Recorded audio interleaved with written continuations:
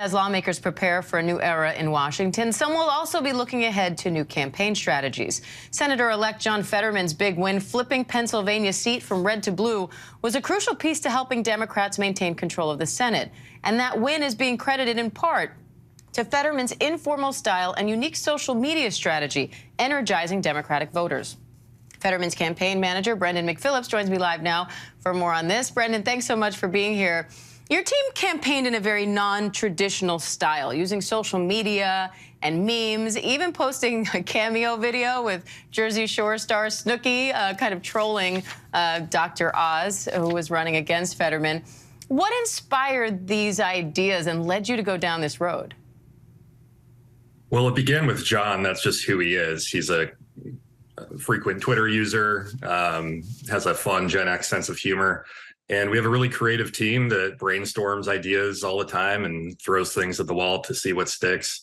But at the heart of it, it's the authenticity behind John. So everything we do on social matches his personality, his sense of humor, and it's just about running a campaign that is true to the candidate.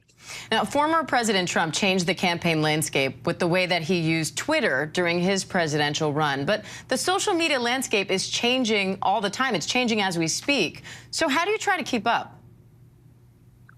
Well, we have young Gen Z staff who did things like created a TikTok page that got 1 million+ followers in just a couple days, and continuously throw their creativity into it. But you just got to try new things, meet voters where they're at on the platforms where they're at. And I wouldn't compare John's strategy too closely to Trump's, because John always made sure that nothing we did on social media was mean. It could be funny. It could be, ribbing at our opponent, but never cruel, never mean. We always wanted to uplift the values that John was campaigning on. Now, I will make one more comparison, though, which is, like Trump, Fetterman also stands out for his casual communication. He's not your typical polished politician. And I read that part of your team's strategy involved a voice guide to really capture that on social media. How did that work?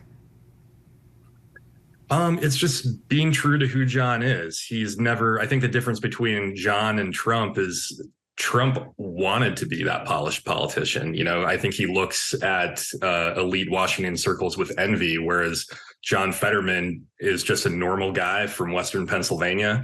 Voters know him. They see him at Costco. They see him at Aldi. John's just a real person. And so everything that we do, on social media or even in paid communications has to mirror his voice and his image. So again, it all comes down to running a campaign that is true to the candidate and his values.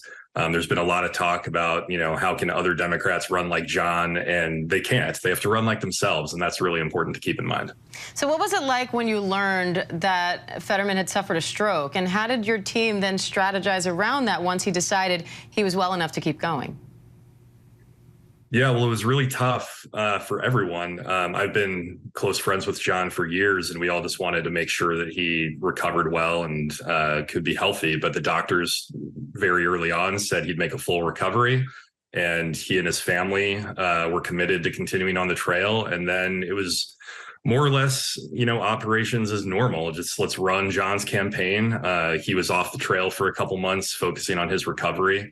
But we just continued to talk with him every day and give him updates on what was happening. And he would often chime in with a funny meme or a good tweet. And it helped us, keep his spirit on the internet and interacting with voters who might not be paying attention to the horse race, but, would respond to some of his humor online. And that kept the summer fun. It allowed us to brand Oz as the outsider from New Jersey that he is, in a fun way, again, that resonates with regular voters and not necessarily, political commentators and the folks who are handicapping the horse race.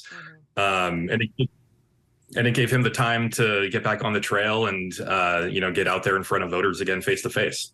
So interesting. Brenan McPhillips, we appreciate your time today. Thank you. Thank you.